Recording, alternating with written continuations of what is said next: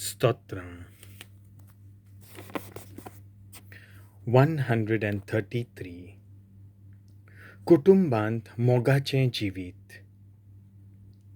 खोरीं भावबोयण कशीं जोर एकचारान जियेतात सोगलीं कितलें बोरें कितलें सोबीत. माथ्यार घाल्लें खाडावेल्यान व्हांवतें सुगंध तेल कशें. हय, आरोनाच्या खाडावेल्यान ताच्या angvostranchea गोळ्या पर्यान व्हांवतल्या प्रमोळीत तेला सारकें. सियोन पर्वताचेर देंवून येतोल्या हेर्मोनच्या दोवा सारकें. थंयसर सरून सर्वेस्पोर आशिर्वाद घालता, निरोंतोरी जिवीत दिता.